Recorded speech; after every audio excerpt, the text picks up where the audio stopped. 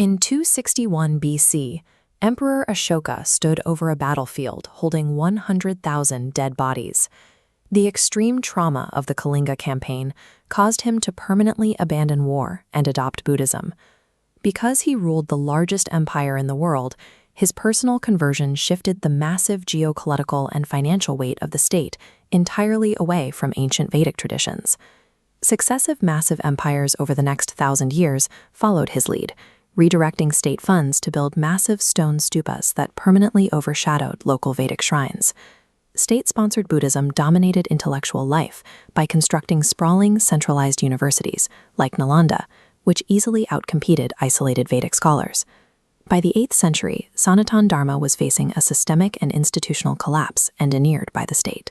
But the state was only exploiting 3 internal vulnerabilities already rotting the Vedic religion from within: an oppressive caste system, increasingly expensive rituals, and an elitist monopoly on the Sanskrit language.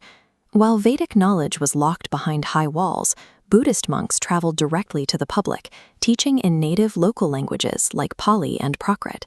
In the middle of this cultural void, an 8-year-old prodigy named Shankaracharya emerged in the southern region of Kerala, having already mastered all 4 Vedas.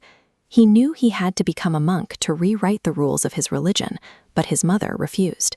He forced her permission using an obscure legal loophole during a life-or-death crisis, extracting her blessing only as a crocodile pulled him under the waters of the Purna River. With his vow secured, this child prodigy left his home behind, setting out to dismantle the 3 flaws that had left his religion vulnerable.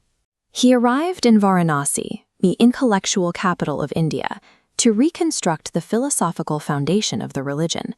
He formulated a framework known as Advaita, or non-dualism. This logic argued that the entire universe, and every being inside it, is made of the exact same underlying consciousness. This theory was immediately put to the test in the streets, when his disciples yelled at a Chandala, an untouchable, to clear the path for the pure monk. The Chandala stopped and asked a devastating question. If everything is made of the exact same 5 elements and shares the exact same soul, how can one body be pure while another is untouchable? By bowing to the untouchable man, Shankaracharya applied his philosophy to the street, demonstrating that his logic of universal oneness left no room for the spiritual validation of the caste system.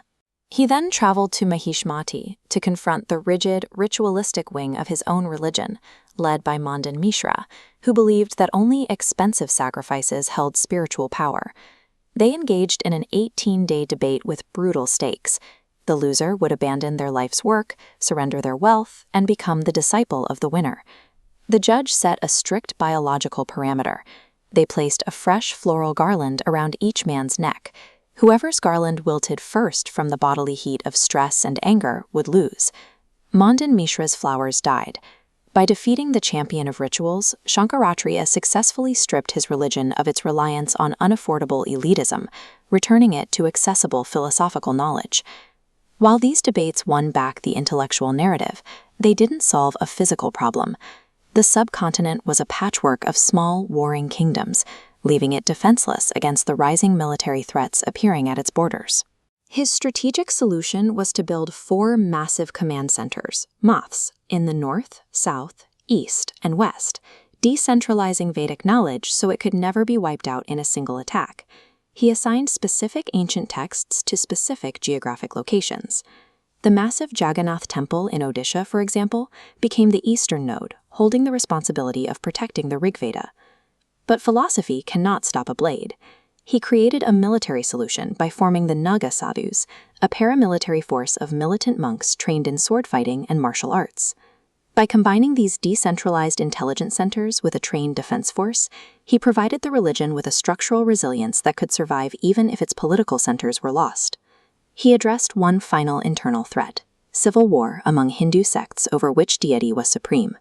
As philosopher, Dr. Sarvapalli Radhakrishnan noted, Shankaracharya solved this by designing a practical Panchayanta system, placing 5 deities on a single altar to prove they were all frequencies of the same underlying consciousness.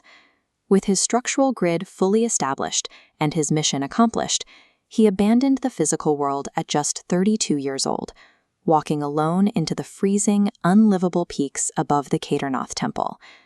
As Jawaharlal Nehru later documented, the cultural iron framework laid down across the subcontinent proved so resilient that no subsequent foreign invader could ever break it. Today, when millions of modern pilgrims complete the Char Dham circuit, they are traversing the precise 1,200-year-old strategic energy grid engineered by a master tactician.